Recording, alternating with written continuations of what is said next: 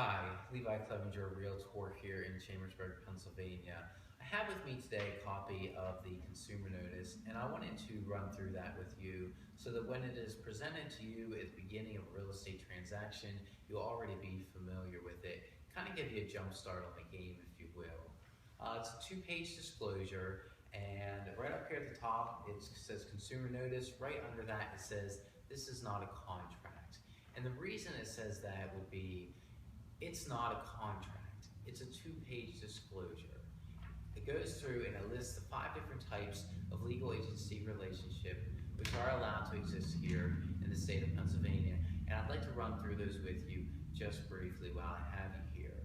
The first agency listed on this form is seller's agent. And that is when I would exclusively represent the interests of a seller in a real estate transaction.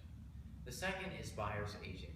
And as you may have already guessed, it's very similar to the seller's agent, except I would be representing the buyer instead of a seller in a real estate transaction.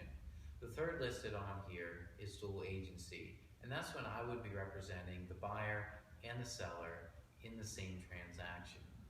The fourth type, is designated agency, and that's when 2 agents from the same company represent the buyer and the seller respectively in the same transaction.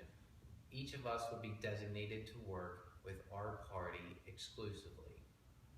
The 5th type of agency listed here on the form is transaction licensee, and that is when an agent such as myself would handle the paperwork side of a real estate transaction without representing the interests of either party. We're just there to make sure the paperwork is filled out properly. The important thing to keep in mind about a transaction licensee or any type of agency relationship that I've just described is that if there is a material defect with the property, I have to disclose that if I have knowledge about it. Doesn't matter who I'm representing or if I'm not representing either in the transaction licensee, if I know about it, I have to disclose it to the parties. That basically covers the front and the back. It talks about the fiduciary duties that I owe my clients under the real estate law here in Pennsylvania. You can take a read down through that if you wish. This form and many others can be found on my website, Levi-Clevenger-Realtor.com. If you have any questions about this video, you can email me at lclevenger@homesale.com, or you can also find me on Facebook on my page, Levi-Clevenger-Realtor.